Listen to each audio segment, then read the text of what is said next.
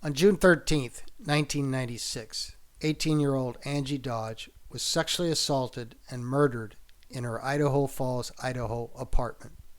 It was a horrific crime that shocked the eastern Idaho community. 7 months later, after being interrogated for over 3 weeks, 20-year-old high school dropout Christopher Conley Tapp confessed to being one of 3 men who murdered Dodge by stabbing her with a knife. Tapp was charged with capital murder. The confession was videotaped and shown to a jury who convicted him of the murder. The judge spared his life and sentenced him to life in prison. The problem? The confession was false. Tapp is innocent. He had nothing to do with this horrific crime. Judges for Justice has been investigating the Chris Tapp case since early 2013. We have published 4 expert reports on our website under the Chris Tapp case, www.judgesforjustice.org. Our investigation concludes that the Chris Tapp conviction is a miscarriage of justice. He is innocent. His confession was false and wrongfully procured by the police. Chris Tapp has been wrongfully incarcerated since January 29, 1997.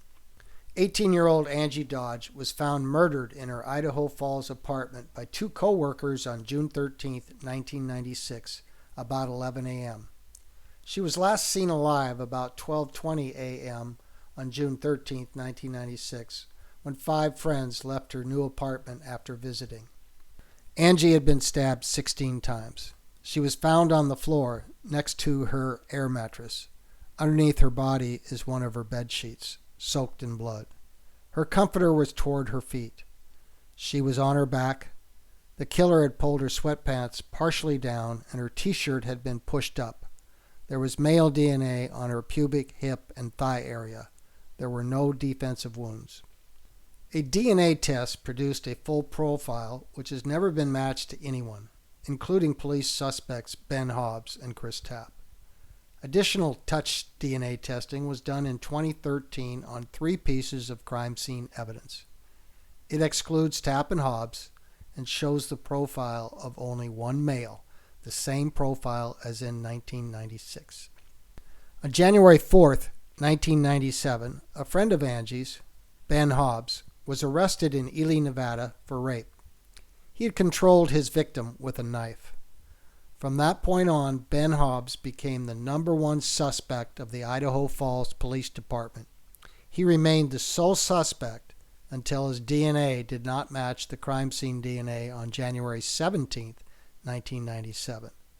When his DNA did not match, the police still believed that he was the murderer, but that an accomplice of Hobbs must have left the male DNA. At one point in their investigation, the IFPD scenario had 4 males involved in the murder: Ben Hobbs, Chris Tapp, Jeremy Sargis, and a 4th man. At Tapp's May 1998 trial, the prosecution maintained there were 3 killers: Ben Hobbs, Chris Tapp, and an unidentified 3rd man. Greg McCrary is a retired FBI supervisory special agent. Mr. McCrary's work with Judges for Justice has been pro bono. He has been involved in the investigation of violent crime for over 40 years. For 10 of his 25 years that he was an FBI agent, FBI Special Agent McCrary traveled the United States, Canada, and Europe, assisting local police departments in investigating violent crimes, including sexual homicides. The FBI has investigated, consulted on, or studied thousands of sexual homicides. They divide sexual homicides along a continuum from disorganized to organized. This is a disorganized sexual homicide. The FBI has investigated or consulted on hundreds, if not thousands, of these types of cases over the years. They typically involve a lone offender, that is a single offender, who approaches in sort of a blitz-style attack, that is the immediate application of physical force to control the victim. Chris Tapp and Jeremy Sargis were good friends of Ben Hobbs. The 3 hung around together in the spring and summer of 1996. Tapp and Sargis became targets of the police to see if they had any information that might implicate Ben Hobbs in the murder. At first, both Jeremy Sargis and Chris Tapp cooperated with the police investigators. After a week, however, Sargis told the police they were foolish for thinking that he knew something about the crime. Chris Tapp was a different story. He trusted and believed in the police, especially Sergeant Jared Furman. In January of 1997, Chris Tapp was a 20-year-old high school dropout who had known Officer Furman since junior high. Furman had been a school resource officer at Tapp's junior high. On January 7, 1997, Sergeant Jared Furman of the Idaho Falls Police Department first interrogated Chris Tapp. Sergeant Furman is an anti-drug DARE officer who usually visited schools. He was inserted into the Dodge murder investigation because of his former acquaintance with Tapp.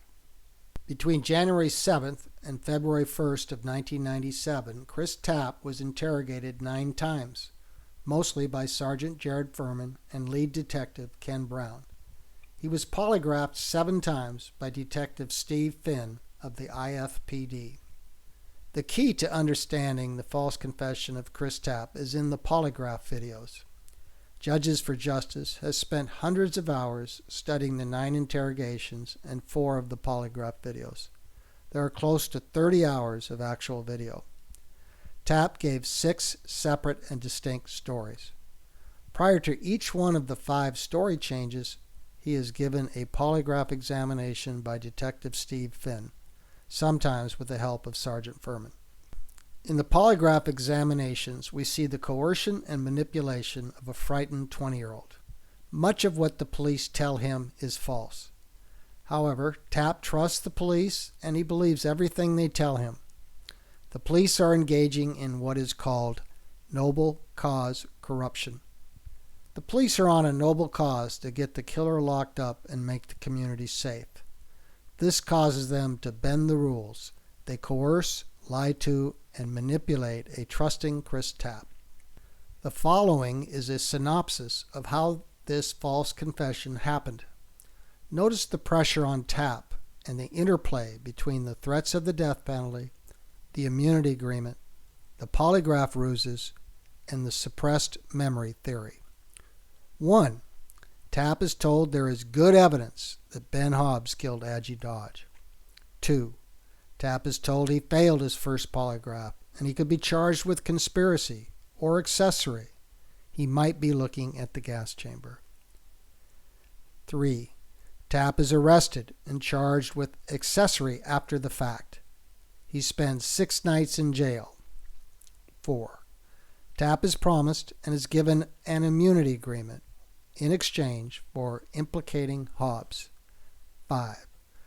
The immunity agreement is conditioned on Tapp telling the truth. 6. Tapp believes that the polygraph test determines if he's telling the truth or not. 7. The polygraph examiner tells Tapp that he's failing the polygraph when he denies being at the crime. 8. Tapp is upset when he fails the polygraph. He sees his immunity agreement slipping away. 9. The polygraph examiner tells Tapp the machine never lies. It's an invaluable tool for determining the truth, and the charts are telling him that Tapp was at the murder scene with Ben Hobbs. 10. Tapp is upset and asks why he can't remember being at the crime scene with Ben Hobbs. 11. The police tell Tapp that he might have suppressed his memory. Sometimes the subconscious can block the memory of brutal acts. How does Tapp keep his immunity agreement and remain free from prosecution? He is in a make-believe conundrum created by the police to force Tapp to implicate Ben Hobbs. Tapp is a gullible 20-year-old high school dropout. He does not have the mental capability to question the information that he's being told. He trusts the police and is not aware that most everything the police tell him is false. Eventually, Tapp takes the path of least resistance. He decides that if he's going to pass the polygraph and keep the protection of his immunity agreement, he needs to say that he went to the crime scene with Ben. He does this. This might have worked fine for everyone if Ben's DNA matched the crime scene DNA. But shortly after Tapp states that he went to the crime scene with Ben Hobbs and he saw Ben attack Angie with a knife, the police learn that Hobbs is not a match for the crime scene DNA. Nevertheless, the police remain convinced that Ben Hobbs is the killer. The police tunnel vision has disastrous consequences for Chris Tapp. 12. When Hobbs's DNA is not a match, the police tell an incredulous Tapp they have evidence that a third man was present, Jeremy Sargis. 13. The polygraph examiner tells Tapp he's telling the truth when he says Jeremy Sargis was at the crime scene with Chris and Ben. Tapp now says Jeremy was there with him and Ben. Jeremy Sargis left the DNA. 14. When Jeremy's DNA is not a match, the prosecutor, unaware what is going on in the polygraph sessions, accuses Tapp of being a liar and rescinds his immunity agreement. 15. The polygraph examiner convinces Tapp that in order to avoid the death penalty, he needs to say that he stabbed Angie because Ben Hobbs threatened him. 16. Tapp complies and confesses he stabbed Angie because Ben threatened to kill him. Still unable to name the man who left the DNA, Tapp is charged with capital murder. His videotape confession is shown to the jury and he is convicted. The judge does not impose the death penalty. Tapp is given 36 years to life. He will become eligible for parole in 2027. He has been incarcerated continuously since January 29, 1997. Critical to understanding this false confession is that the polygraphs were used as a ploy, a ruse, to force Tapp to implicate Ben Hobbs in the murder of Angie Dodge. They were used as a psychological rubber hose. Dr. Charles Hauntz is a Boise State University psychology professor. He is a recognized expert on the polygraph. Dr. Hauntz's work with Judges for Justice has been pro bono. He has taught extensively on the polygraph, including at the FBI Academy, the Secret Service, and the Defense Department. He has qualified and testified as a polygraph expert over 100 times in our federal and state courts. He has also testified as a polygraph expert in courts in Canada and Australia. My impressions after watching the Chris Tapp video of the interrogation and polygraph examinations were that, one, he was never really given a polygraph test, and two, that the polygraph was used here as a psychological rubber hose in an effort to coerce a confession. Before we go through the interrogation and polygraph videos, we should have a brief discussion of the law. In the 1963 case, Brady v. Maryland, the United States Supreme Court held that due process, or fairness, requires that the prosecution must deliver all evidence indicating innocence to the defense prior to trial. As you watch, please note 3 polygraph videos: January 10, 1997, January 15, 1997, and January 30, 1997, were not provided to the defense prior to trial. Ask yourself, could Tapp's defense have used these polygraph videos to show his innocence? At the time of Tapp's trial, Idaho law applied the corpus delicti rule to confessions. For over 300 years, the law has recognized that sometimes, albeit rarely, police coerce confessions from innocent suspects. In response, the corpus delicti rule was formulated. To guard against a coerced confession of an innocent defendant, the law has adopted a simple test to determine if a confession is probably true. Is the confessor telling the police something that only a person at the crime would know? Simply stated, the corpus delicti rule requires corroboration. Idaho's corpus delicti rule only required slight corroboration. If there is no corroboration, the law states that the confession is not admissible as evidence in court. As you watch this video, ask yourself, does Tapp say anything that even slightly corroborates his confession? In another 1963 case, Townsend v. Sane, the United States Supreme Court held that if a person's free will is overborne by psychological pressure, His confession is coerced and not admissible. As you view this video, ask yourself, was Tapp's free will overborne by psychological pressure? The following video segments are shown chronologically, in the order that they happened. At the top of each video segment is the date of the interrogation or polygraph. On January 4th, 1997, Ben Hobbs was arrested in Nevada for rape. Hobbs had controlled his victim with a knife. On the first day of Tapp's interrogations, January 7th, 1997, a Tuesday, the police are convinced that Ben Hobbs killed Angie Dodge. Sergeant Jared Furman is inserted into the 7-month-old case because he knew Tapp from junior high. Tapp is a 20-year-old high school dropout, recently out of a drug rehabilitation program. In this first interrogation segment, we see Furman attempt to establish trust with Tapp. Exactly. I mean, I trust you, and hopefully you trust me, okay? I'm not going to screw with you, as you know. A minute later, Tapp is told the crime has probably been solved. Tapp is going to play a major part in this, and Furman is going to help him. Furman gives his word that he will do everything in his power to help Tapp. What I'm saying here, it's the media doesn't know yet, but we're pretty sure we know what happened and who did what, how, when, where, and why.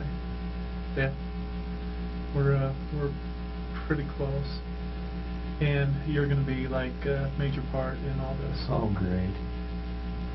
Okay.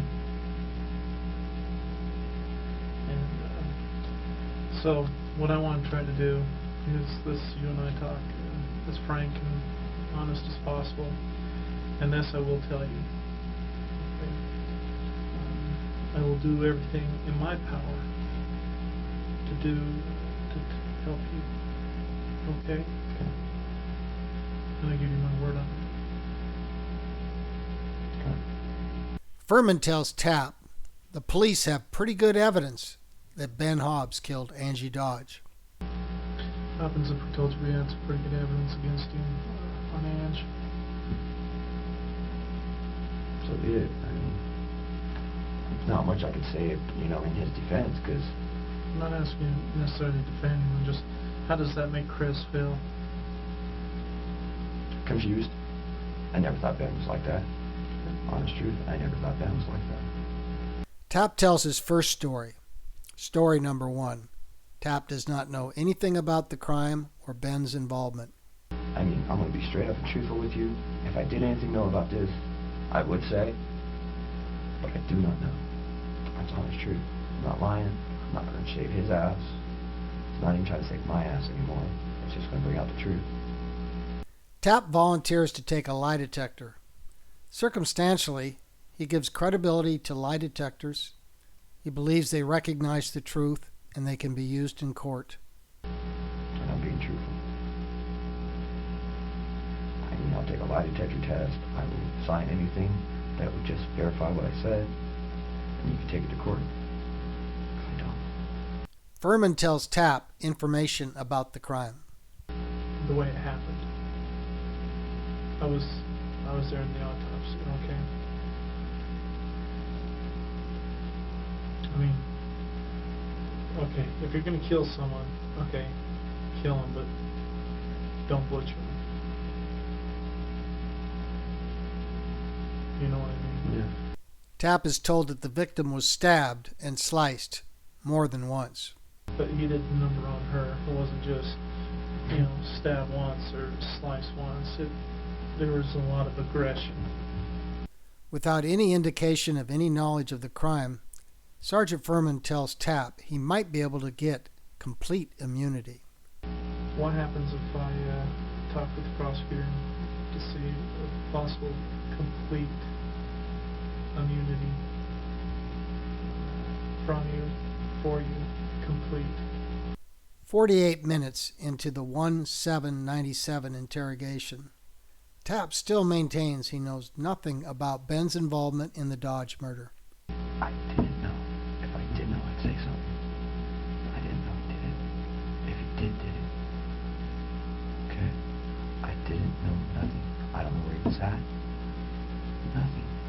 Tapp tells Furman that on the night of the murder, June 12th, Ben came home later that evening. Furman manipulates Tapp into changing his story. In just a few seconds, Tapp changes his story. Ben came home the next morning at 9:30 or 10. Later that evening? I mean, Wait a minute. Okay. Ange was done sometime during the night. Okay. You woke up the next morning, right? I mean, you're there with George and Audie. Right. Okay. So you woke up, you pretty much hung out at the apartment most of the day, is that correct? Okay. What time did Ben show up? sometime the next day. Well, I know that, Chris. 9:30, 10 o'clock, somewhere around there. 2 minutes later, Furman reinforces the story change. Ben came home the next morning about 9:30 or 10 o'clock. So, Ben shows up 9:30, 10 o'clock, whatever, the next morning. And what you guys do the whole day? 3 days after the first interrogation, Tapp presents himself for a polygraph examination. The Idaho Falls Police Department polygraph examiner is Detective Stephen Finn. It is January 10th, 1997, a Friday. Tapp is asked questions about his involvement in the murder of Angie Dodge. Tapp denies any involvement. After the test, he's told by the polygraph examiner, IFPD Detective Steve Finn, that he is deceptive. Tapp is told he could be looking at being charged as an accessory to the murder of Angie Dodge with the resultant sentence of life in prison or the gas chamber. You know an accessory is? That's being charged just like the person did. They get life in prison, gas chamber. Tapp claims that he failed the polygraph because he is scared. Detective Finn tells Tapp that the reason Tapp is scared is because subconsciously he remembers the crime. Chris, you're using it. I'm not. I'm really not. I wish I could remember. I can tell by your actions, man. I'm scared. You're scared. The reason why is because you subconsciously remember. Sergeant Furman enters the polygraph room. Tapp tells Furman and Finn that Ben told him he went and saw Angie, but Ben didn't tell him he killed Angie. This may be true, at least in part. Ben did tell many people that he'd gone over to visit Angie at her new apartment with Christian Grebsad, Angie's ex-boyfriend. But the visit was Monday night, June 10th, 1997, 2 nights before Angie was murdered. Tapp may be confused about what night it was.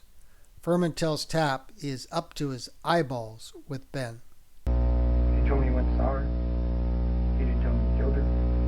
You did tell me you went and saw her. That's a start. Let's go to that point. I didn't ask. No, wait a minute, Chris. Angie Dodge was killed, and you didn't ask? I mean, come on. I mean, you got some serious heat flying around at the time. Of course you did. Of course. I mean, you're up to your eyeballs with it, man. The courts have held, and the Reed interrogation technique teaches that you do not threaten with inevitable consequences, because such threats are coercive and can lead to false statements. Sergeant Furman has entered the polygraph room and tells Tapp he could be charged with conspiracy. Furman is off screen, but we hear his voice. Right now, Chris, you can be charged with conspiracy, which means basically Idaho law states that if you're convicted of conspiracy, you take the same punishment and the same fall as if you actually did commit the crime itself. Okay, I'm telling you where you're at, my friend. Okay, I'm trying to be as upfront and honest with you as possible. Tapp is told that the machine doesn't lie. As Detective Finn stated, the machine doesn't lie. He's one of the best. Tapp is crying through much of the polygraph. After the threats, Furman tells Tapp that they can help him. They need a plan for Chris Tapp. Okay, Chris. Yeah. We need to try to help construct a plan. Okay, for Chris Tapp. See what we can do to try to help you. Okay. You know the burden and everything that you're feeling. Okay. try to help you with that. All right? And we can't help you unless I help myself. After the polygraph, Tapp is taken immediately into an interrogation room. Furman promises Tapp that he's going to work with Tapp. I'm going to be here to work with you. Okay? I'm here all the way with you. All right? After a break, Furman and Tapp are both happy. There's no record of what happened at the break, but we believe Furman repeated the possibility of an immunity agreement for Tapp. Okay, when this is over, you owe me dinner. Okay, where do you want to go? I don't care. Mine is, But just no. pick a spot. You owe me dinner when this is over. Actually, we probably owe each other dinner, don't we? Okay. Let me get my notebook. Tapp comes up with story number 2. Tapp states that Ben told Tapp he killed Angie, but Tapp didn't believe him. He thought it was a joke. So he's pissed at you because you didn't believe him? Yeah, he thought it was, I thought it was a big joke. I always thought it was a joke. We are still in the Day 2 interrogation, January 10, 1997, a Friday. Angie lived in a second-floor apartment. Sergeant Furman introduces the concept that Tapp may have been downstairs waiting for Ben Hobbs. I mean, if you were there, and he told you maybe if you were there at the apartment with him, and he told you to hang downstairs or whatever. Again, Furman tries to put Tapp at the crime scene. Did you hear her screaming or anything like that? I wasn't there. I wish I was. I would stop if I wasn't. Furman tells Tapp that Ben Hobbs is down in Nevada implicating Tapp in Angie's murder. This was not true, but Tapp believes Furman. He tells Tapp that even though they just banged heads in the polygraph, that he can trust Furman, who was with Tapp the whole way. Now, another thing I want to talk to you about is the trust, because you've been hurt bad just a second ago, you says. I don't know which hurts worse. The killing of Angie and what happened to her, or being screwed by Mike the desperate. Yeah. There's you and I. My name isn't bad. And I told you from the very beginning where I stood. Is that correct? Right. We banged heads here earlier, right? And we've been through a heck of a lot. Right? And so, I'm trying to tell you here, Chris, okay? That I'm with you the whole way. Okay? Furman tells Tapp that Ben's gonna do ya. You know, because it's pretty serious stuff, isn't it? And, you know, but as a friend, I'm trying to tell you, looking at the big picture and just seeing still a lot of these inconsistencies and a few other things, still doesn't add up, okay? And I'm trying to be as honest and as frank with you as possible, as humanly possible, Chris. And believe it or not, I'm trying to do you a favor here. And work with me. And work with you because I can see what's going to happen. Because when this thing, when the lid goes off, and it's still on right now, okay? But when the lid goes off, my friend, Ben's going to do you, and it's going to come out, and he's going to do the polygraph thing, and you know what I'm saying here, and you're going to be implicated. Furman tells Tapp that we need to come up with a plan, and he is going to fight tooth and nail to protect Tapp's ass. Now, okay, so what we need to try to do is work up a plan, because I don't want you to take more hits than you have to, and I'm going to go to bat for you. I'm going to fight like tooth and nail to go to bat for you to protect your ass. Canada has done extensive investigation of their country's wrongful convictions. They report, in part, tunnel vision and its perverse byproduct, noble cause corruption, are the antithesis of the proper roles of the police and the Crown Attorney. Yet tunnel vision has been identified as a leading cause of wrongful convictions in Canada and elsewhere. The tunnel vision in the Dodge murder is that the police are sure Ben Hobbs is the killer. That belief drives all of their actions. The perverse byproduct of noble cause corruption is the coercion and mind games the police applied to Chris Tapp via the polygraph. It is now day 3 of Tapp's interrogations, January 11, 1997, a Saturday. Tapp was arrested about 9 p.m. on 2 felonies. One is accessory after the fact. The second is harboring a fugitive. Tapp will spend the next 6 nights in jail. The clock on the wall is about 10:20 p.m. Tapp and Furman are waiting for Tapp's attorney and a deputy prosecutor to show up. Furman's plan is for the prosecutor to provide Tapp with an immunity agreement. Furman's tunnel vision that Ben Hobbs is the killer is on full display. The police, thanks to Tapp, are going to take Ben and drop kick him through the goalposts of life.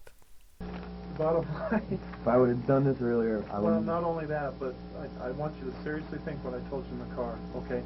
That little bit extra you got, we're going to be able to take Ben and we're going to drop kick him through the goalposts of life.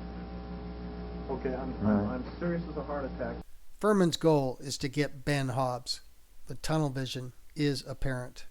All right. Okay, but what I'm trying to tell you is, okay, All righty. so, Ben, what's your goal? Ben. Okay. All you gotta do, get us the knife and get us over close, and you go bye-bye with Ashley forever and ever. It's late Saturday night, 1/11/97, and both a deputy prosecutor and an attorney for Tapp are now present. Tapp's attorney, Kurt Taylor, states that with Tapp's help, they have a really strong case against Ben Hobbs. With his testimony, we will be able to put together, from what I understand, a real strong case. Furman suggests to Tapp that he was downstairs waiting for Ben Hobbs. Hey, do you remember a statement you made 2 minutes ago? You said, if I knew what he was doing, I would have gone up there and stopped him. Do you remember Yeah, that? I remember saying that. But with the idea of that all, even if I knew he was doing anything, Jared, if I even had a thought, man, I would have stopped him. It is still late on Saturday night, January 11, 1997. Tapp denies he was at the crime scene, but Furman suggests Tapp may have been there and Tapp's mind may have shut down on him because the crime was so brutal. But if I would have known, And I understand that. I wasn't there. I mean, You would have done it, I would have done it, we all would have I done it. We wasn't would've stopped there. him. I wasn't even down the fucking stairs. I wasn't nowhere around. I know this. Promise to God, I know this. Okay. You know, every time we approach the subject, you know, you kind of, Man, well, you kind of, you know, and it wasn't good up there, Chris. I wasn't there. No, all I said is it wasn't good up there. I mean, And so I the way don't I blame think you're you telling for it to me is like I was there. You know, the mind doesn't, shuts down on all of us. Well, Okay? It's just like me. Some of the brutal stuff that we see out on the streets. Seriously, hear me out. Some of the brutal stuff we see on the streets, my mind shuts down on me because I don't want to remember it. Okay? And as John was saying, this may be the case here with you. Okay? It is now Monday, January 13, 1997, and Ben Hobbs is being interviewed in Ely, Nevada, where he's under arrest for rape. Ben says that if Angie was raped, his DNA will prove his innocence. We're still 4 days away from Hobbs's DNA report. The audio is difficult to hear. Was she raped the night she was killed? Tell me, was she raped? I don't know. That's why I'm asking you, because if she was, my DNA will prove my innocence right there. On Tuesday, January 14, 1997, Jeremy Sargis is interviewed by Sergeant Furman in Idaho Falls. Furman has told Jeremy that his polygraph, which he has just finished, indicates that Sargis was involved in Angie's murder. Sargis calls Furman foolish for thinking he's involved. The audio is very hard to hear, but you can see an angry Furman.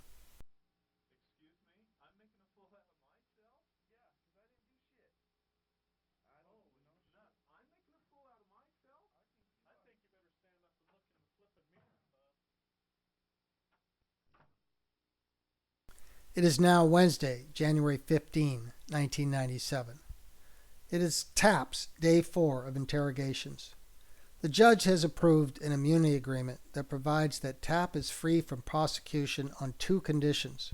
The first, Tapp has to tell the truth. The second condition is that Tapp cannot be involved in any violence or sexual assault of Angie. In this first segment, Furman continues to build trust with Tapp. I think I'd be pretty pleased about that. And you saw the agreement and everything, right? Right over there. So hopefully, you trust us. You want to try to put some closure to this. Tapp remains in his story number 2. Ben told him that he killed Angie, but Tapp didn't believe him. Tapp cannot remember a conversation he had with Ben and Jeremy, and indicates he believes he may have suppressed his memory. Lead Detective Ken Brown is conducting this part of the interrogation. So let's work our way back again. And let's work our way into the conversation that included you and Jeremy and Ben. And see, that's my problem. I don't remember. It's probably because I don't want to remember it. Detective Brown is seeking corroboration of Tapp's statements about what Ben told Tapp. Tapp states he's saying anything that comes to his mind. If it pops into his mind, he states it. He doesn't know if it is right or wrong. Can you mention anything about, this just might help as far as rooms, were they on a couch, were they in a bed, were they... Only thing that comes to my mind, and that's what I was trying to figure out with the fingers, the only thing that comes to my head is the living room. Why? Just living room popped there. Anything that pops in, I'm going to say. Okay. I don't know if it's right or not. The tunnel vision that Ben Hobbs is the killer continues. Brown attempts to plant information with Tapp about the crime that will help convict Ben Hobbs. He talks about the sounds of death and gurgling. Now this is going to get really sensitive, okay? Well, I want you to think about it. Because a lot of times when people kill people, they talk about this. The sounds of death. Okay? What did he talk about?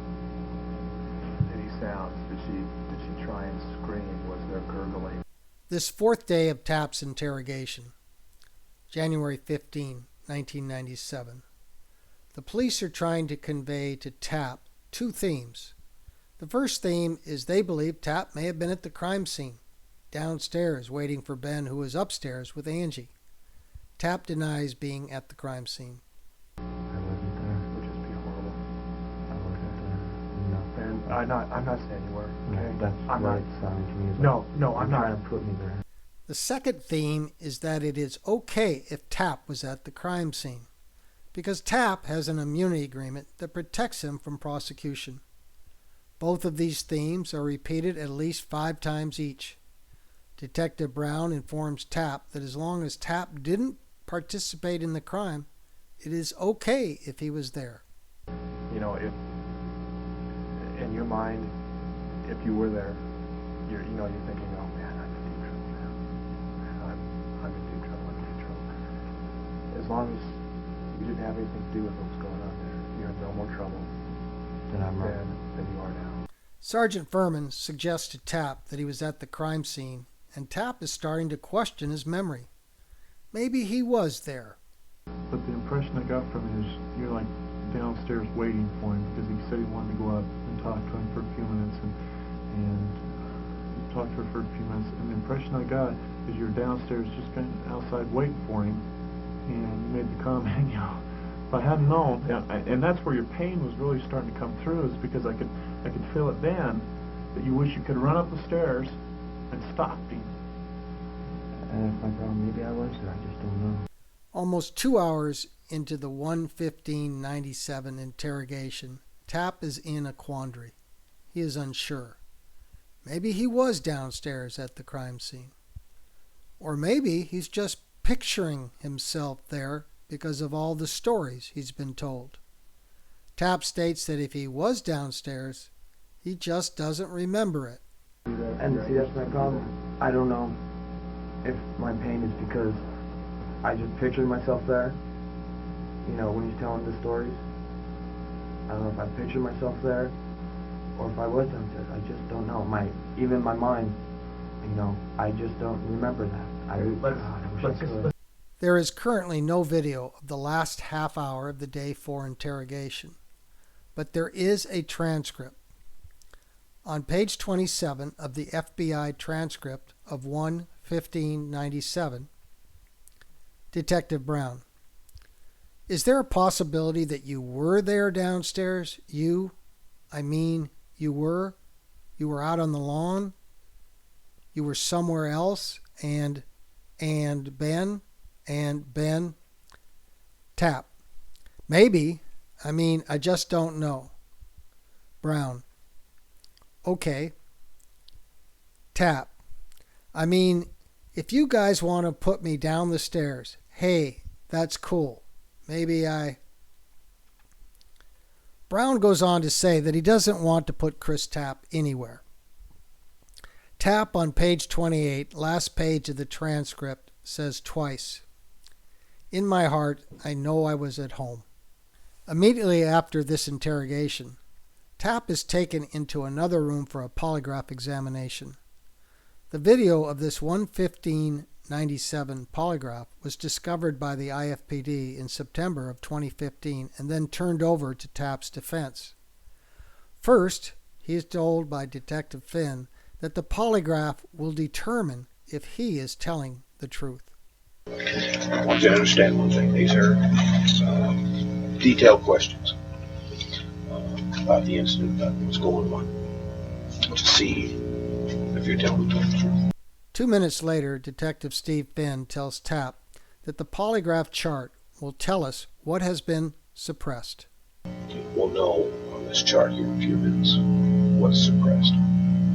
Tapp's immunity agreement is conditioned on Tapp telling the truth. He is told he is deceptive, not telling the truth. I got a question. How'd I do on that one? Because you already asked that one once, didn't you? Well, I don't grade that one, but you show a hard reaction. What does that mean? It means you're hiding something. Your deception.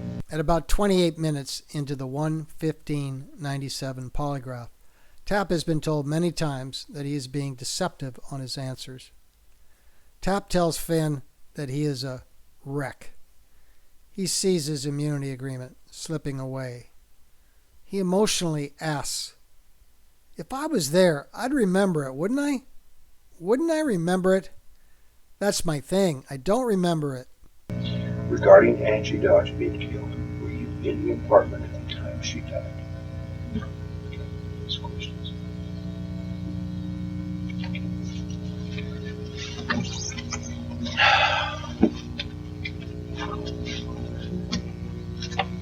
You doing okay? No, I'm not. I'm a wreck. You know that, but that's my thing. If I was there, I'd remember it, wouldn't I? Wouldn't I remember it? That's my thing. I don't remember it. Detective Finn responds to Tapp's distress by telling him that Tapp should trust him. He hasn't led Tapp astray yet. And after this chart and one more, the same questions again, then you and I will talk about it. Okay, we'll go over all this. Okay, we'll try to see what's going on. Okay? Trust me on that one. Okay. I haven't led you astray yet. Finn tells Tapp that he will soon show Tapp the polygraph charts and explain his conclusions in detail. Will you tell me at least what I did good, or? I'll show you. I won't turn around. You have to turn around. I will explain it to you. Okay. Like I told you, go in more detail. Finn and Tapp are going over the charts, and Finn is pointing out where Tapp's blood pressure goes crazy again, and his GSR goes nuts. We go into seeing Angie Dodge's body on the floor of her apartment before the murder was reported. Blood pressure goes crazy again. GSR goes nuts. After going over the charts together, Finn tells Tapp, "There's no doubt in my mind that you were at the apartment." Promised him I would not badger you or talk to you about the case if you were talking about it. I'm going to explain what all that means to you. There's no doubt in my mind right now you were in the apartment. Finn tells Tapp that the polygraph is telling him that Chris was in the apartment with Ben and Angie. Ben goes wacko. Tapp is wiped out and says, "Whoa, whoa, whoa." He then says to Tapp, "I think you left the room at that time because you didn't know how to handle it." You're in his apartment. You see him go wacko here, up or down, and start basically killing her. You go whacked out saying, "Whoa, whoa, whoa." I think you left. I don't know if you came back or not. I think you left the room at that time. You didn't know how to handle it. For a second time, an emotional Tapp declares, "But wouldn't I remember it, though? That's my thing. I would remember. I would remember that. Anyone would." But when I remember it, though, that's my thing. Remember. I would remember that. Anyone would. In response to Tapp's distress that he can't remember being there, Finn tells Tapp, "Sometimes your subconscious can block it out." Sometimes you're subconscious. Finn tells Tapp, "On the charts, you're telling me, it's saying to me, you were there." In other words, Finn is reading the charts, and Tapp's subconscious is telling the polygraph the truth. Tapp was at the crime scene. On the chart you're telling me, it's saying to me, you were there. The day 4, 1/15/97 polygraph is over. The next time Tapp is videotaped is 2 days later on 1/17/97, a Friday. This is Tapp's day 5 of interrogations. Tapp has made a third and major change to his story. Tapp's story number 3 is, Tapp went to the apartment with Ben. Ben argued with Angie. Ben attacked Angie with a knife. Tapp is frightened and he leaves the apartment. He comes back after Ben leaves and sees Angie's dead body. Tapp's story is remarkably similar to what Detective Steve Finn saw on the polygraph charts 2 days earlier. But Tapp is still unsure. His mind keeps saying, "I was home." With the lights on in the house. I'm just trying to picture myself. I get there. Because my mind keeps saying I was home. Lead detective Ken Brown is seeking corroboration of Tapp's new story number 3. But Tapp is unsure where Angie lived. Didn't she live on the corner, or was it? It was in the middle of the block.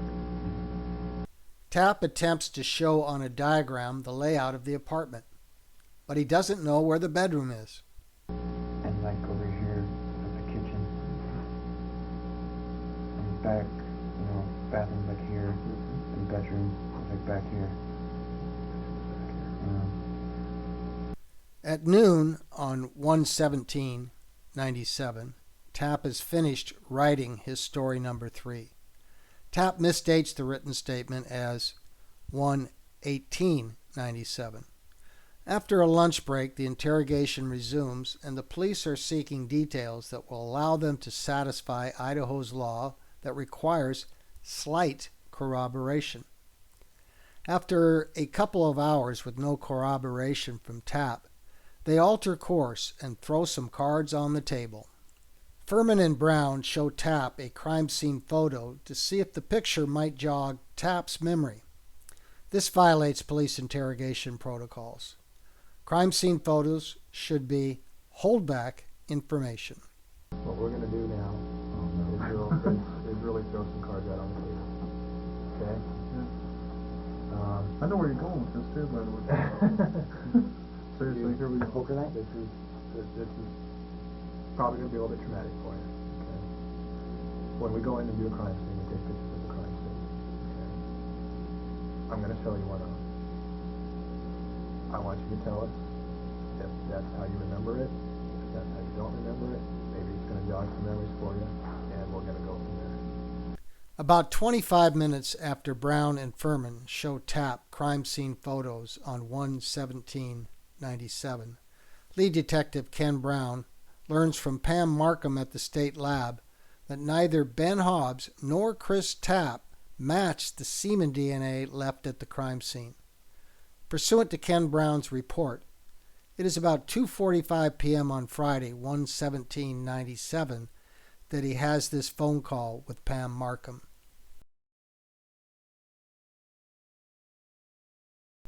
Furman and Brown are perplexed and puzzled that Hobbs does not match the crime scene DNA.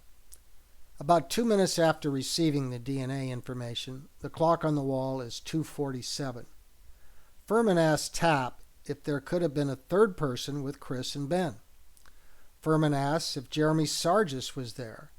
Tapp says no. Let me throw this one out at you. Okay. Could there have been anybody else up there?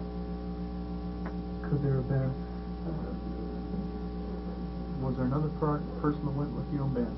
No, it was just me and Ben. Because the only other person that ever hung out with us was Dare. Okay. And Dare was off with April. Okay. Or was it Amanda? All the above, I think. So many women that you choose from. So could Jared have been there?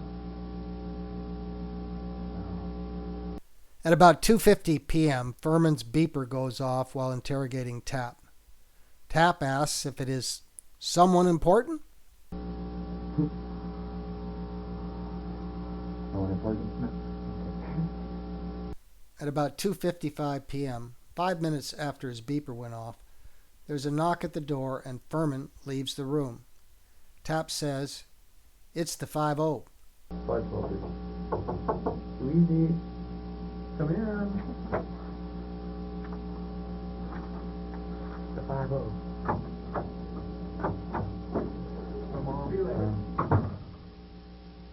The viewer should remember here that 3 days earlier, on 1/14/97, Jeremy Sargis had called Sergeant Furman foolish, and angry Furman had left the interrogation room in a huff.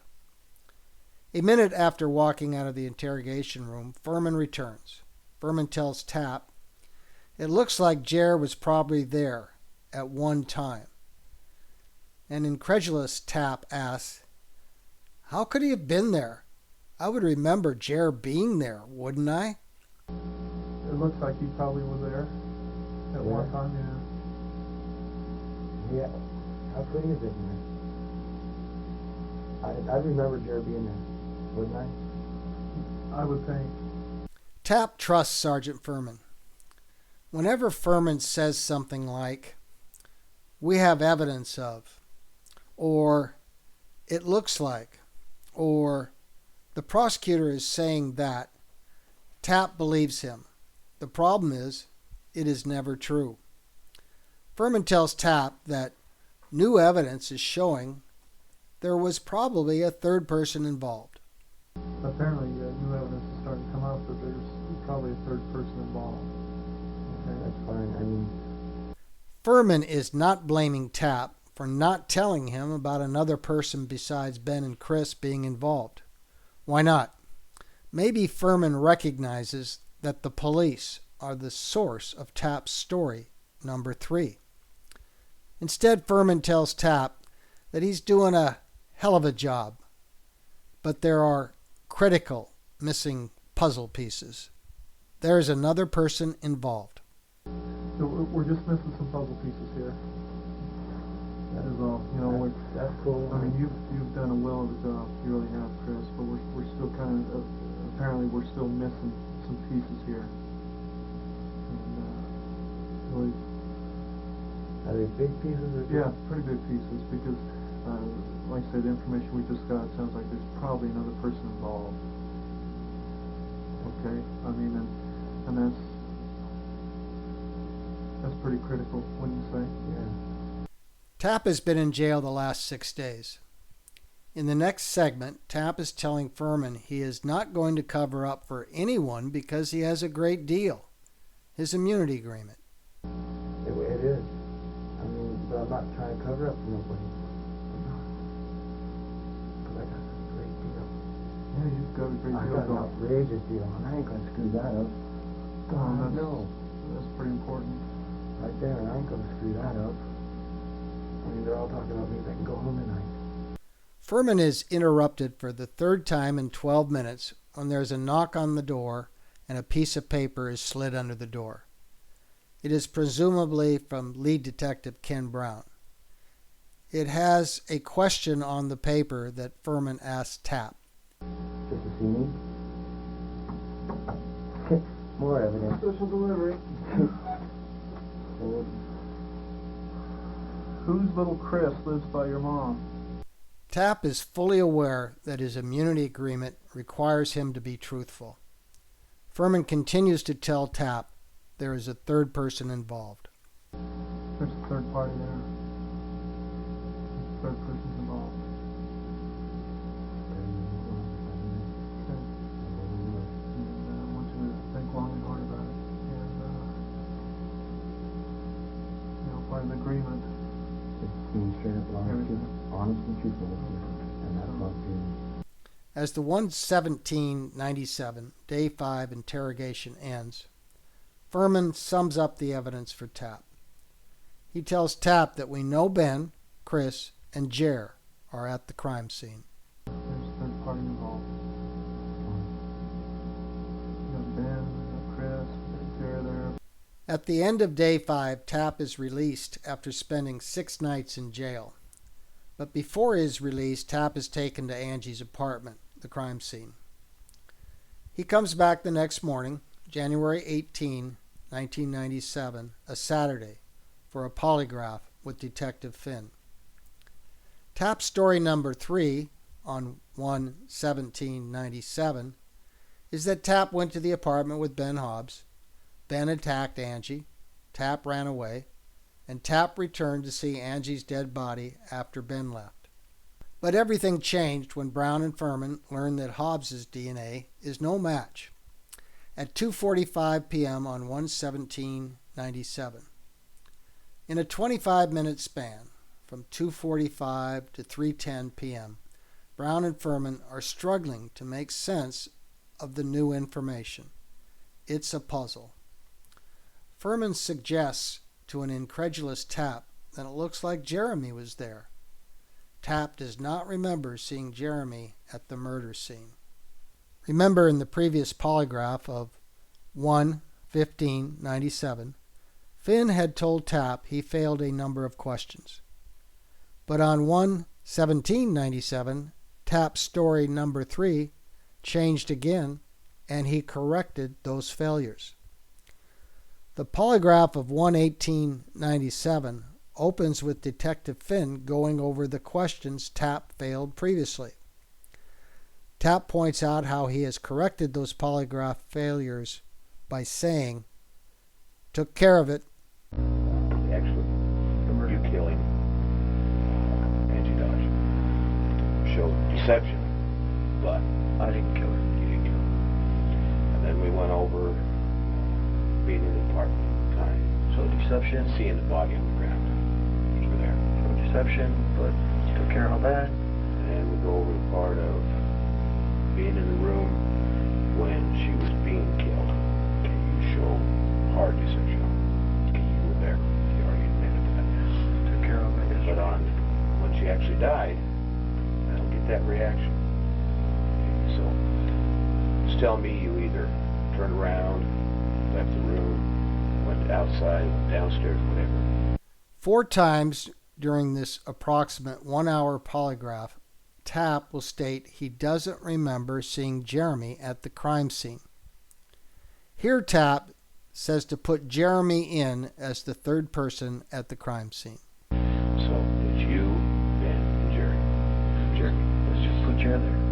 4 minutes into the 1/1897 polygraph, Tapp states that he put Jeremy as the third person because, "I just put Jer there because I have to remember somebody else."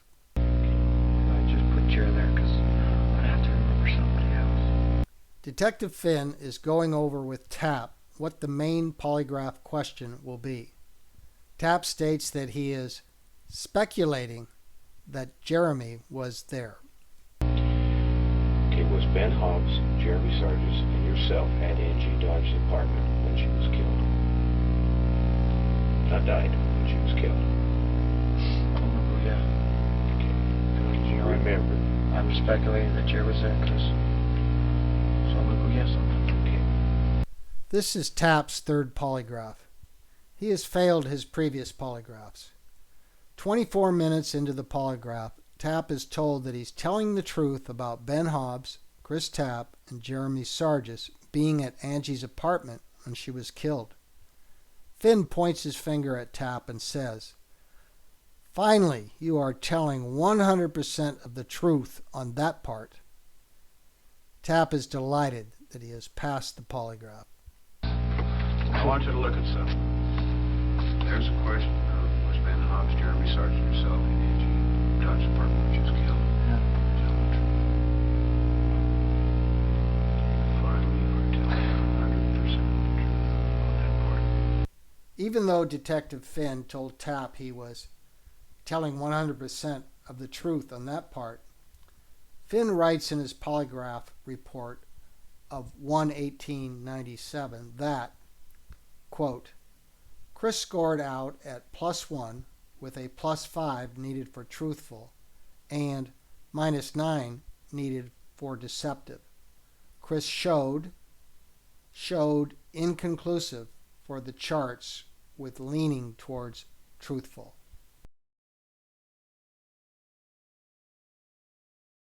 The next segment is important. Tapp has just finally passed the polygraph. Finn asks Tapp what he was thinking when he answered the question. Tapp states that he finally remembered Jeremy being at the crime scene. Then Tapp asks an interesting question. "Did it show what I was thinking?" Finn responds by telling him how accurate the machine is, why it is so valuable, and points at the chart. Is Tapp starting to believe that the polygraph can read his mind? When I asked was Ben Hobbs, Jeremy Sargis, and yourself at Angie Dodge's apartment when she was killed, what popped into your mind? You honestly want to know? I just finally remembered that Jer was there. And it did pop in that you pictured him actually being there. Did it show I was thinking? Let me show you something. Here's how accurate this instrument is. Here's a question. Okay. You're doing great on it. All of a sudden, after I've already asked a question, you're talking seconds, 2 or 3 seconds, then you start going up. But over here, your blood pressure is right down to normal.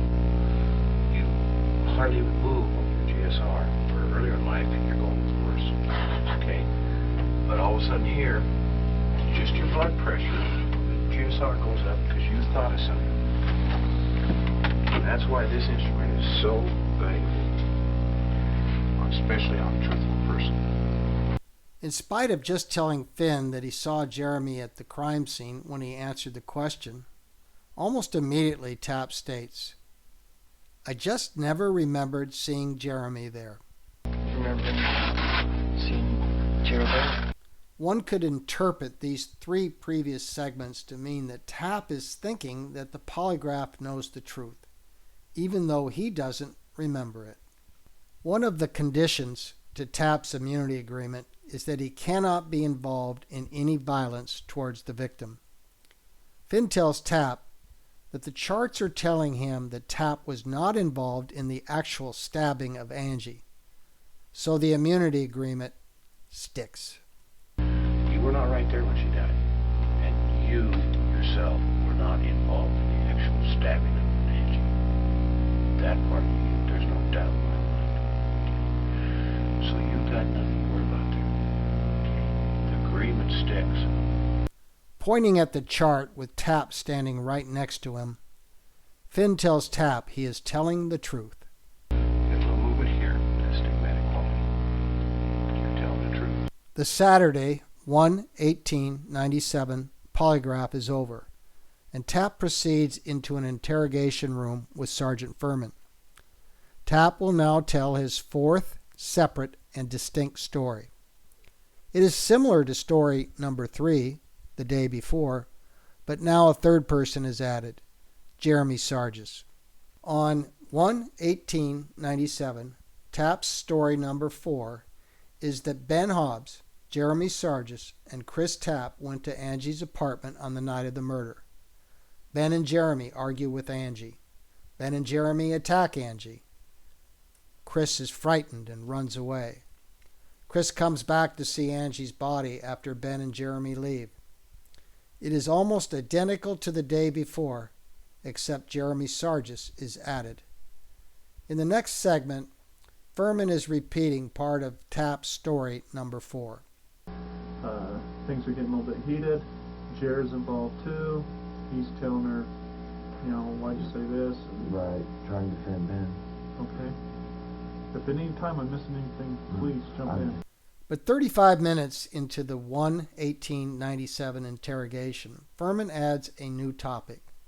He suggests to Tapp that he may have seen some horrific sex acts. The viewer should be forewarned that the sex and violence references may be disturbing in this part. Now, here's a big one for you. Okay? I didn't do it. I swear. Whatever it is. I'm not asking you that. Okay. This is a big one. And we got to get this information out. There's sex act done on her. Okay? There's some sick things that happen in that point in time. And you have knowledge of. And we need to talk about it. Okay, Chris? Now this is where we talked a little bit about, the sickness and the gross, and where you're saying, that was cold. Remember talking about that yesterday? About the sex act? Now there's some pretty sick things done to her, and we have a pretty dang good idea, what some of the sick things that happened to her, okay? Now I only want to open up this door briefly, then we're going to slam it shut, and then we're not going to go back to it. Okay? Fair enough? Fair. Okay. But you gotta open up the door and let me through it, and let's talk about it, and then get on and move. Cool? Cool. Furman knows that there are 5 pubic hairs next to Angie's face. Years later, they learn that all 5 of those hairs belong to Angie, but Furman doesn't know this. He thinks they belong to the semen donor. Also, Angie is found with her t-shirt up and her sweatpants are pulled down to mid-thigh. There's male DNA generally around the pubic, thigh, and hip area. Furman will try to have Tapp explain all of these facts. Okay, so tell me about all the things they did to her and made her do. Apparently, they made her do some stuff before she died, correct?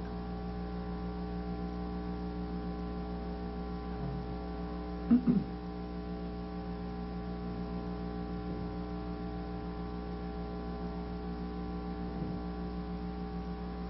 mean, what they did was wrong, and so we're going to try to right that wrong, but come on, Chris, let's kind of walk through it. Apparently, she was doing some stuff, or they were forcing her to do some stuff before she was killed, right?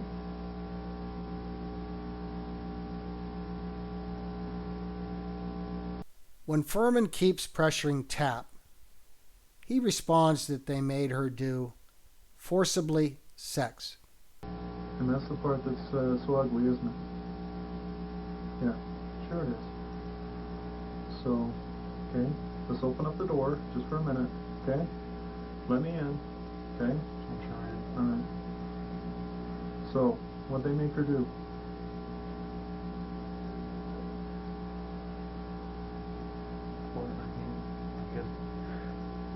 I didn't guess it was just forcibly sex. Okay. You saw them forced to have sex. Is that correct? And that's before they cut her? Okay. So they're basically raping her. Is that correct? Okay. Who raped her? Furman asked Tapp, "Who raped her?" After a 12-second pause, Tapp answers, "I guess a little of both." I guess a little of both. Okay, so they're both doing her? Okay. I believe that.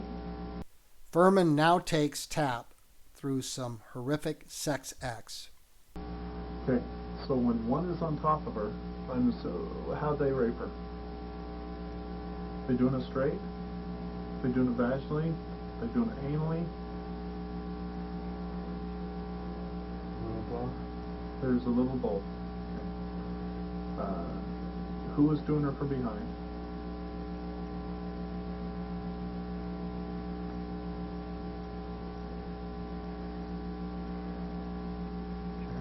Okay, Cher was doing her from behind.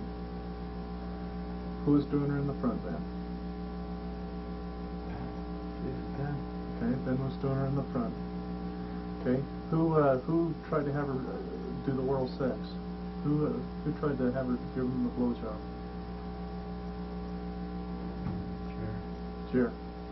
So Jer was forcing her to give him a blowjob. Is that correct? Okay.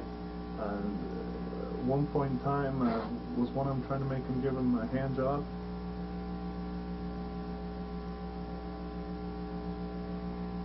Do you recall that? Okay. Do you recall any of them ejaculating on her? No. It is Judges for Justice's opinion that these sex acts were essentially a product of Jared Furman's imagination. We believe these sex acts did not come out of the memory or mind of Chris Tapp. Here is Jared Furman's report. It has many graphic details. The point of showing the viewer these details is this. Imagine you are a police officer or prosecutor involved in the Dodge murder case. On January 18, 1997, Sergeant Furman reports to you something like the following. Detective Brown and I have interviewed Chris Tapp 6 times over the last 11 days. He was given an immunity agreement. Detective Finn has given him 3 polygraphs. Tapp now says that he, Ben Hobbs, and Jeremy Sargis went to Angie's apartment. Hobbs and Sargis argued with Angie, and then Hobbs stabbed her with his knife. She went to the floor. Hobbs pulled down her sweatpants and raped her. After a short period of time, Jeremy began vaginally raping her. Then Sargis rolled her over and anally raped her. He then rolled her back over and tried to get her to perform oral sex on him. Tapp said that when she refused, Hobbs held the knife up to her and threatened to cut her throat unless she gave Sargis oral sex. After a few minutes, Sargis pulled out of her mouth, and it was then that Hobbs cut her throat. If you were a police officer or prosecutor, you may have been disgusted, mortified, and infuriated. You may have experienced an intense hatred towards Jeremy Sargis and Ben Hobbs. Whatever the feelings towards Hobbs and Sargis were on January 18th, after talking to Sergeant Furman, they only lasted for the next 9 days. On Monday, January 27, 1997, the police learned from the forensic lab that Jeremy Sargis is not a DNA match for the evidence recovered from the June 13, 1996 crime scene. Now their ill will is turned towards Chris Tapp. One can only imagine the anger and frustration that the police and prosecutors felt when they learned that Jeremy's DNA was not a match. From this point on, there is hatred towards Chris Tapp. He screwed with us. He has no respect for law enforcement. He led us on a wild goose chase, and he is simply evil to come up with a story like that. This is a critical moment. On January 27th and 28th of 1997, Furman, and maybe Finn and or Brown could have stood up and have been honest about how the Jeremy Sargis fiasco came about. Furman could have told law enforcement something like the following.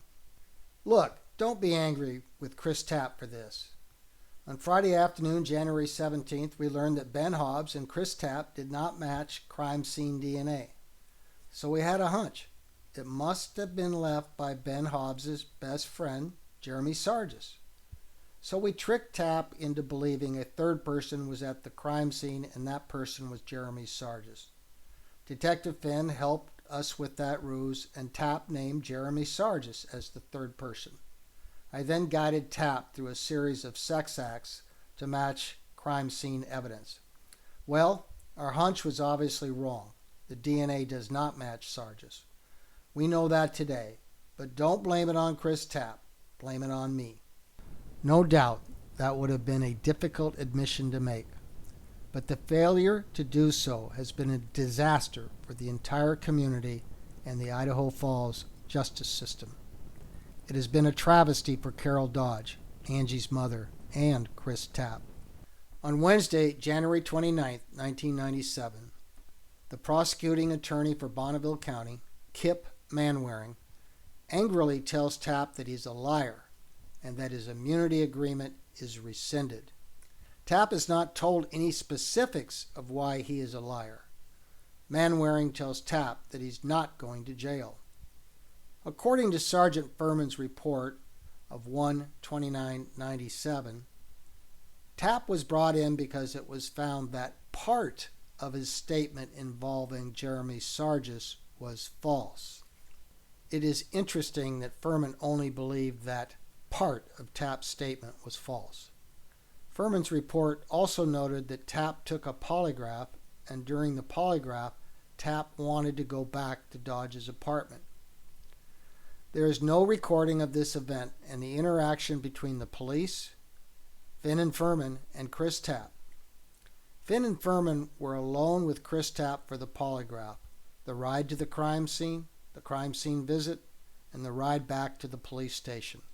Tapp's attorneys were not present. So no camera was watching Finn and Furman.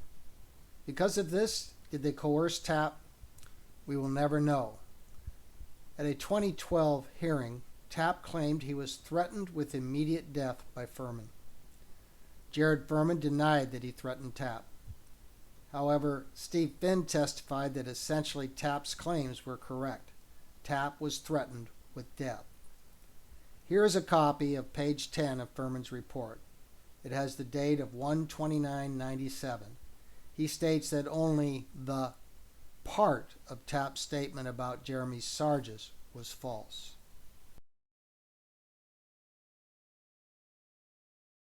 It is Judges for Justice's opinion that the visit to the crime scene with Finn and Furman is critical. Tapp's attorneys are not present. We believe there is severe coercive indoctrination of Tapp. They were telling Tapp what they think happened and what the evidence has shown. After the crime scene visit, Tapp was interrogated by Sergeant Jared Furman. Furman starts by telling Tapp that the prosecutor has told Furman a few things. Furman doesn't explain why the prosecutor would know these things. Tapp seems to accept that the prosecutor would know these things.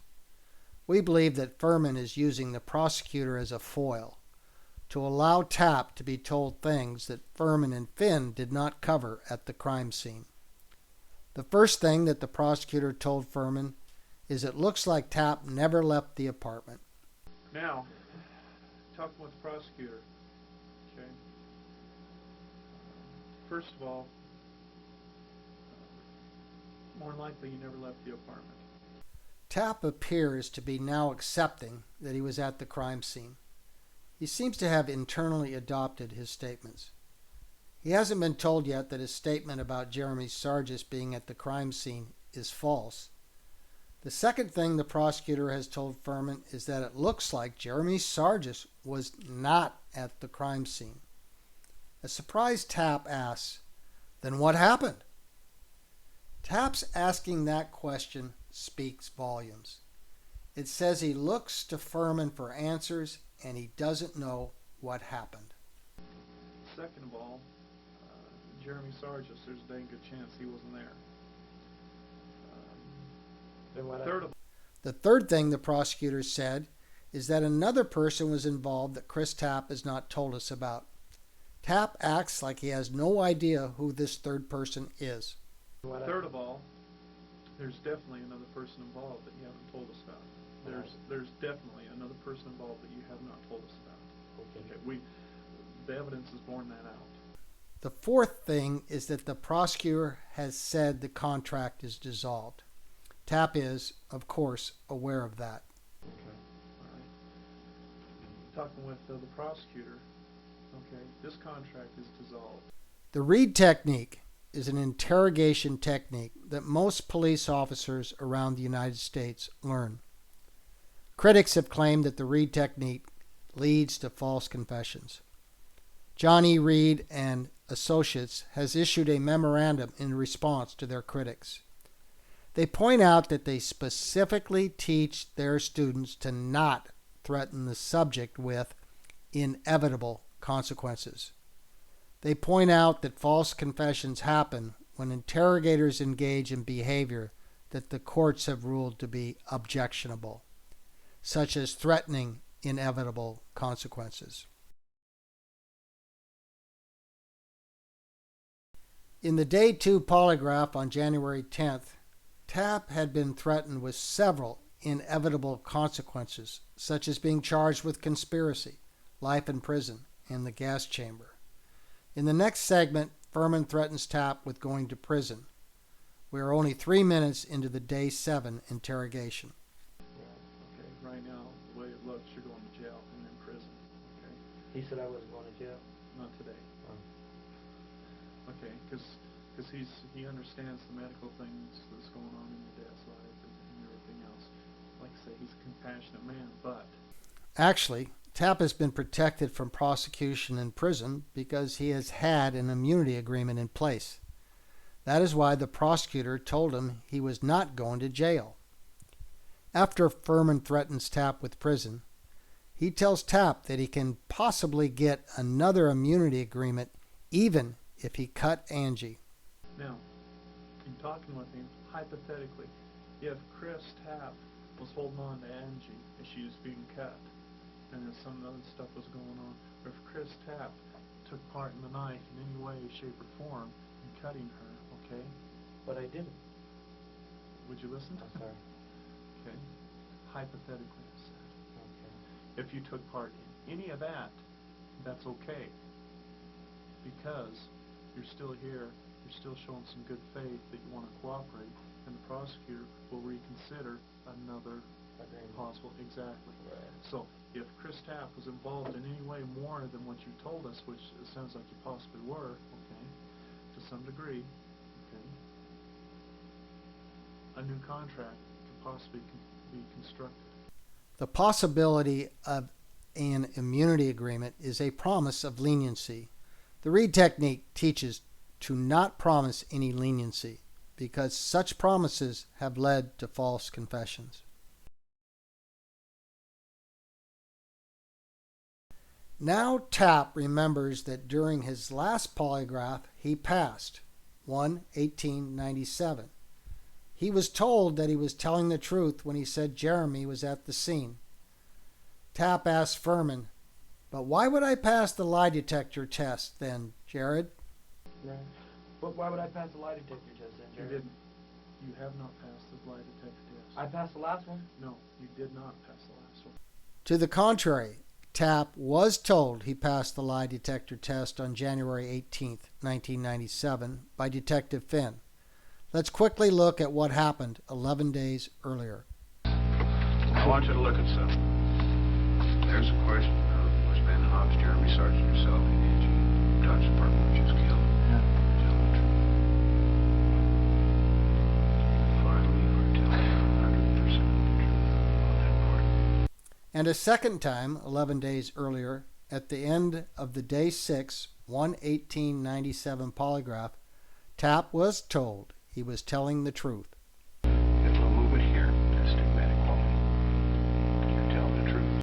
Next, Chris claims he is a scapegoat because he is the only one being questioned. In response, Furman tells him 4 times in 11 seconds that Chris was at the crime scene. We believe that Furman is reinforcing what he told Tapp during the visit to the crime scene. Until other people come forward or whatever, I'm basically the main, what's the word, I guess proper word I want to put is probably scapegoat or... No, you're not a scapegoat. You were there. I mean, you're there. You're not a scapegoat, Chris, at all. You're there. You're up to your eyebrows and all this. Okay. I mean, you were there. We believe that Furman and Finn, while alone with Tapp at the crime scene, may have employed a number of objectionable interrogation techniques, such as threats and promises of another immunity agreement. Furman's telling Tapp he was at the crime scene 4 times in 11 seconds is reflective of what they told Tapp when he was at the crime scene with them. After 6 minutes of the 1:29:97 Day 7 interrogation, Furman tells Tapp there's evidence that Tapp was at the crime scene, Hobbs was at the crime scene, Sargis was at the crime scene, but also evidence that a 4th person is there. We suspect that during the crime scene visit, Furman told Tapp ad nauseum that there was evidence of Tapp at the scene. We've got evidence on a crime scene that shows that there was another individual there. The evidence has shown that it was not only Hobbs or Sargis or Tapp. There's a 4th person there. Okay, the evidence is showing. Chris Tapp was there. Chris Tapp know who that other person is. Tapp is unable to name the other person at the scene. Furman uses jargon like probable cause and facts. Again, Furman tells Tapp he was at the crime scene. Well, something's there because you're not giving up that other person, Chris. I would if I could, Jared, I would. Jesus Christ, I would. But I know I can give you every goddamn name in the book. The facts still remain, and they are facts. It's not probable cause, but it's facts. Right. Chris, you were there. Another person was there. When attorneys use the words facts or proof or evidence or testimony, it is understood that they essentially mean the same thing. In total, Tapp is told 9 times in the first 8 minutes of the Day 7 interrogation that he was at the crime scene. We know you were there during the whole time. I mean, things just aren't adding up. Tapp again denies that he knows the name of the other person at the crime scene. What do you want to know? Can you start talking? I don't know what the hell you want. I told you what I want. There's another person involved. I wish I could give you that name. I already told you that. I wish I could, but I don't know who it is. Honest truth, I don't. If I did, I would. At 9 minutes into the Day 7, January 29th interrogation, Furman, for the first time, accuses Tapp of lying about Jeremy Sargis being at the crime scene. Furman is speaking softly.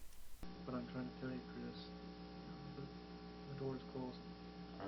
You know what I mean? Yeah. And so evidence shows that there's a 4th person there, or a 3rd person. We can't even prove that Jeremy was there. For all we know, that was a lie that you gave us. That you screwed with us about. And that, let me tell you, my friend, we put a lot of time and effort in that lead, running down Jeremy and doing DNA and stuff like him. I don't know if you realize how much DNA costs, but it costs some serious money. Perhaps Furman is speaking so softly because he's afraid that Tapp will remember that 12 days earlier, it was Furman who first introduced Jeremy Sargis being at the crime scene. Furman's statement that there may have been a 4th person present at the crime scene is not supported by experienced police officers. FBI Supervisory Special Agent Greg McCrary has spent over 40 years involved in the investigation of violent crime. All of the evidence in this case points to a lone offender. The police misinterpreted this evidence, thinking they were looking for multiple offenders, but the evidence itself, when viewed independently and objectively, supports the conclusion that a single offender was involved in this crime. Tapp could have responded to Furman's accusation with an accusation of his own. It was you and Detective Finn that coerced and manipulated me into saying Jeremy was involved. But Tapp does not respond to Furman's accusation of lying about Jeremy Sargis. Sergeant Furman, for a second time within a minute, accuses Tapp of lying about Jeremy Sargis being at the crime scene. This time, his accusation is aggressive, loud, with his finger pointed at Tapp. Chris, you told us Jeremy Sargis was there. You not only told us that he was there, but he took an active part in it. Now we're finding out that Sargis probably wasn't there and that you were screwing with us. It was Furman, however, that first introduced Jeremy Sargis being at the crime scene 12 days earlier. It was just after learning on 1/17/97 that Hobbs and Tapp were not DNA matches. Let's look back quickly to the 1/17/97 Day 5 interrogation. It looks like he probably was there at one time, Yeah, how could he have been there? I remember Jared being there, wouldn't I? I would think. Also, let's look back to the 1/18/97 interrogation 11 days earlier. I want you to look at something. There's a question of was Ben Hobbs, Jeremy Sargis, yourself, and Angie Dodge Department was just killed. Yeah. Tell the truth. Finally, we're telling you 100% the truth about that part. The 1/29/97 accusations of lying continue. It is obvious that the police and prosecutors are convinced that Tapp has been screwing with them. So when Chris Tapp tells us things, we think, great, cool, that sounds pretty good. I think he may be telling us the truth this time. We go check it out, and it's bogus. The lead detective, Ken Brown, is angry at Chris Tapp. Everyone feels Tapp screwed with them, big time. Ken Brown is pretty ticked right now. You know, everybody's kind of hammered at Chris right now because we felt that we got screwed big time. Furman tells Tapp there is evidence indicating Tapp took a hefty part in the crime. It appears that when Furman tells Tapp there is evidence of something, Tapp believes the statement to be true. He trusts and believes in Jared Furman. The problem, as we've pointed out, when Furman says he has evidence of something, it is not true. What happens if I were to tell you that we have evidence that you pointed that you took a pretty active part in this, okay? Okay. All right. In the next segment, about 27 minutes into this January 29th, Day 7 interrogation, Furman refers to a conversation that Furman, Finn, and Tapp had back at the house. That is when the three of them were there at the crime scene. We believe that this was part of the indoctrination that occurred during the crime scene visit. That Ben asked, yeah, to kind of help to control Angie, and Chris complied. You told us in the house that you were there, you're the one that held her down, but Ben asked you to kind of help. Is that correct? Because Tapp has admitted to being there at the murder and holding Angie down, he is arrested as an accessory. It is January 29, 1997. Tapp has been incarcerated ever since. This is the 1/29/97 story number 5. Ben asked for help to control Angie, and Chris complied by holding her down. There was no video or audio taken of Finn, Furman, and Tapp's visit to the crime scene. Furman, during this Day 7 interrogation, will at times allude to the conversation they had at the house or in the car. Finn and Furman are probably feeling the heat from superiors and the prosecutors because 11 days earlier they had reported Tapp's new story about Jeremy Sargis being the person who left the DNA. It is not hard to imagine that in the 1 to 2 hours the three of them spent together, Finn and Furman really pulled out all the stops with Tapp. They probably used all of their previous ploys and more. Among their ploys is that there is evidence of Tapp's presence at the crime scene. In the next segment, Tapp is worried that more evidence will come out that will implicate him in the crime further. He appears to be accepting of Furman's claims. He also appears to be stunned. Now you're going to say that there's evidence saying that I'm the one who did it, I'm the one who stabbed her, dun-dun-dun. I'm just thinking of the worst possible scenario. Okay. Am I close? Well, probably. But that's okay. Last time I ever think negative. But that's okay. Remember what we talked about in the car? 28 minutes into the day 7, 1/29/97 interrogation, Tapp is afraid he may get a murder charge instead of an accessory charge. Furman is asking Tapp to say he stabbed her, but Chris is resistant. Well, no different if Chris stuck her once. No different. Well, what do you mean it is? Well, what? I'm still going to get, what, murder now instead of accessory? No, Chris, what? Talk to me here, okay? I'm sorry, I'm thinking of the worst case. Let's think of the worst case. The courts have held that it is objectionable to threaten inevitable consequences or promise leniency. In the next segment, Tapp is again promised leniency. The prosecutor's name is Kip Manwaring. Furman is saying to Tapp, even if Tapp stabbed Angie, that he can still get an immunity agreement with the prosecutor. Okay, so what? What if? Okay, what if? What if you did? Okay, cut her once. Okay, so you cut her once, okay? Remember what I told you about? The thing with Kip? Okay. We need to construct the plan. Okay, if you cut her, okay, so you cut her. In the next segment, Tapp is unsure of details of the crime. He is asked what the mystery man was doing during the assault of Angie. Pretty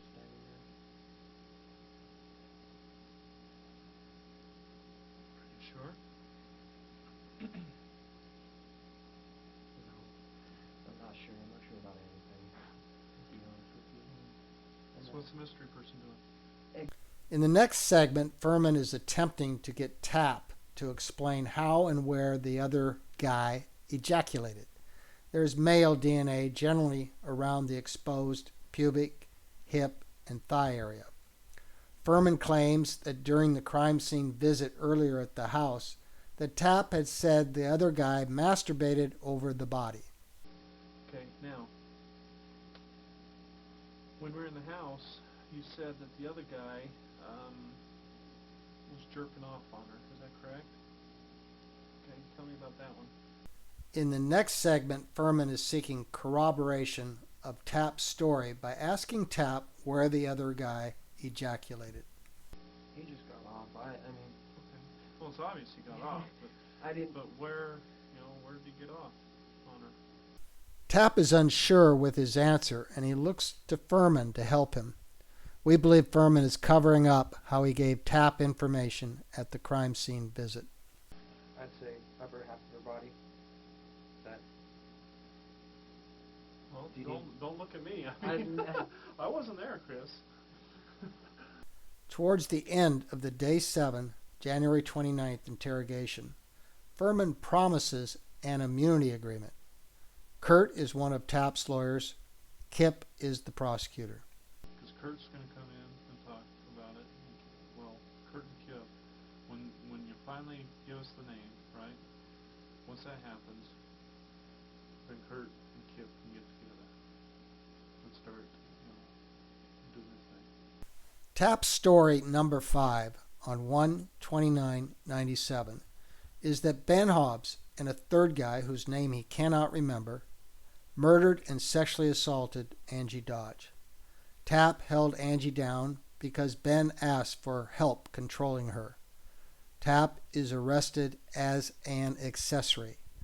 Tapp comes back the next day, January 30th, 1997, for a polygraph. This is now day 8 of police contact of Tapp. The day 8, 1/30/97 polygraph begins by Detective Steve Finn violating the Reed interrogation technique. Tapp is told he's looking at the death penalty, an inevitable consequence. The courts have held that such threats are coercive and have led to false confessions. You're already there. You're already looking at the possibility of getting charged with murder one, which max penalty is death, or minimum penalty is life imprisonment with no parole. Then Finn tells Tapp there is a way out of his dilemma. He can avoid the death penalty if Tapp was afraid for his own life. They could go with a different charge. Or if you were forced to do it in fear of your own life. That's a different story. Now we're talking that you either did it or die. Okay, or you were forced into it. So they could go with a different charge rather than life imprisonment or death. Tapp denies 8 times that he cut Angie. 53 minutes into the polygraph, Tapp denies again. Ben Hobbs make you cut Angie Dodge? No. In response, Finn tells Tapp that in order to get a truthful reading from the polygraph, he needs to say that Ben threatened to kill him unless Tapp stabbed her. What I'm talking about, so we clarify it soon, we can get a truthful. I'm talking about Ben Hobbs actually giving you that knife and saying, cut her, stab her, or I'll kill you. Dr. Charles Hauntz is a polygraph expert. He has testified as a polygraph expert over 100 times in federal and state courts. What we saw here is completely inappropriate in that it's inappropriate for a polygraph examiner to ever tell someone what they need to say to be truthful. A polygraph examiner is supposed to be an impartial arbiter of the credibility and truthfulness or deception of the subject, not to be an advocate for one outcome or another. Finn goes on to tell Tapp that he needs to save his life. He needs to say that Ben and the other guy threatened to kill him unless he stabbed Angie. I'm a cop. I shouldn't be saying this. But I'm kind of close to you. I've got to know you. And you're not an asshole. You're not one of these crumbs that could go out and do that. But you got to protect your life. You got to save your life. Period. You've got to save your life. Sure, you got deeply involved. You got forced into doing something you didn't want to do. And you're worried about going into life. What your hope is right now, and only hope, is to get it out. Get it proven that, hey, I didn't want to. My God, I was stuck there. I had 2 guys who were going to hurt me. They're going to kill me. I was afraid of my life. She was dying. I did this. Don't protect them just for that fact. I'm not talking about protect them so they don't get caught. Protect them so they don't get afraid they're going to say everything. Dr. Charles Hauntz again. Detective Finn is using psychologically coercive tools to get a confession. This is completely inappropriate for a polygraph examiner to do. What we see in this clip is a continuation of what we see throughout these recordings. The police officer is using psychological coercive tools to try to get a confession. When he says, you've got to save your life, that's completely inappropriate. Finn continues his efforts to get Tapp to say he stabbed Angie. He explains the advantages of such a confession. Notice at the end of this segment, Tapp will take a deep breath of capitulation to Finn's entreaties and logic. Say Chris Tapp was very reliable. He told us everything. He was cooperative. Sure, you may have to serve a long time. But you tell me which is best. Serving quite a long time, and I can't tell you how much. It could be 2 years, it could be a year, it could be 5 years, it could be 10 years, 25 years. But is that better than life or death? One of them, guarantee you, is life. The other one's going to be death. Protect your moments. And that's between you and I. Because, like I said, I wouldn't say this, but I believe you were going to kill him. You got trapped.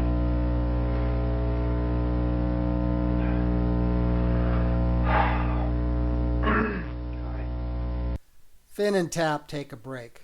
When they come back, Finn is hooking Tapp up to the polygraph. Tapp is saying, "This is trying to help me out." Finn assures him that he will do everything he can to help Tapp. This is just trying to help me out. That's all I'm doing right now.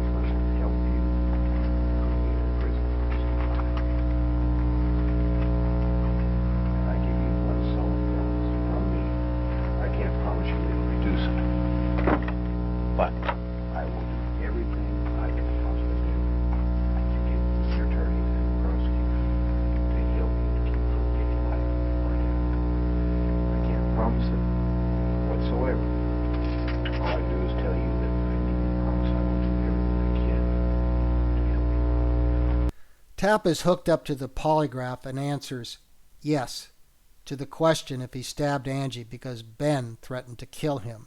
Did Ben Hobbs force you to cut Angie Dodge across the right breast with the knife, or he said he will kill you? Yes. Finn doesn't tell Tapp that he passed the polygraph, but he sure acts like it. Note the two-hand handshake of Finn and Tapp's look at him in response. Did I do it? Give me your hand. In Detective Finn's 1/30/97 polygraph report, he notes that Tapp was deceptive when he said that Ben threatened to kill him unless he stabbed Angie. Chris scored -4 with a -3 needed for deceptive.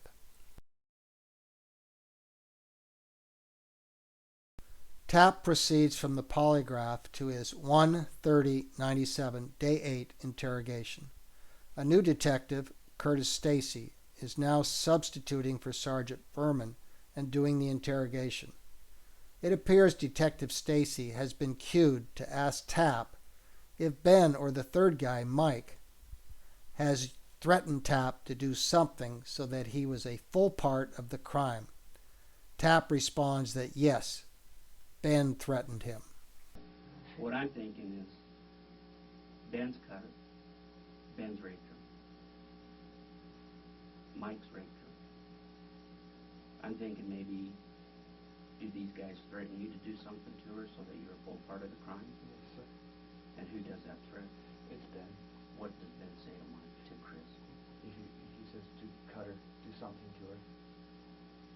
Because I guess they wanted me into it up to my eyeballs with them.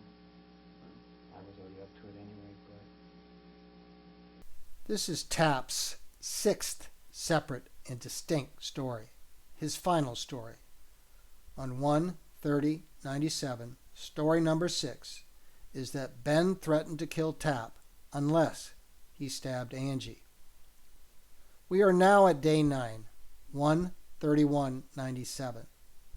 Tapp knows he is looking at being charged with murder and the death penalty unless he can name the other guy. Tapp apparently has come to believe that all of this happened.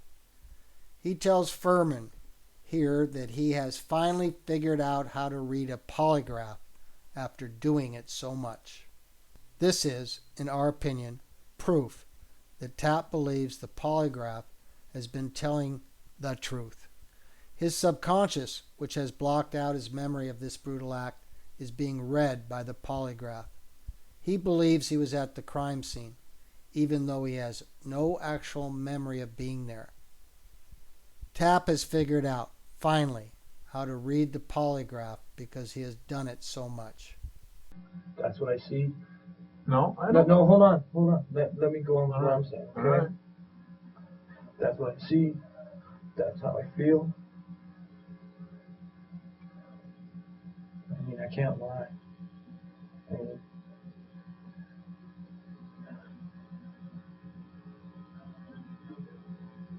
because I finally figured out how to read a polygraph after doing this so much. And that's the first time anyone's asked me about his name. Anything else?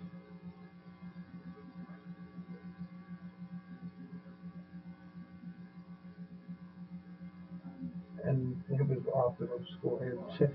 Some deception out there was no. Judges for Justice concludes that Chris Tapp's confession is false. Tapp's free will was overborne by psychological pressure during the polygraphs. Tapp was coerced, lied to, and manipulated into confessing. We believe it is a clear case of tunnel vision and noble cause corruption. Ben Hobbs, Jeremy Sargis, and Chris Tapp had nothing to do with this horrible crime. It is clear that Tapp knows nothing about the crime. Chris Tapp is innocent. Chris Tapp's conviction should be vacated as soon as possible.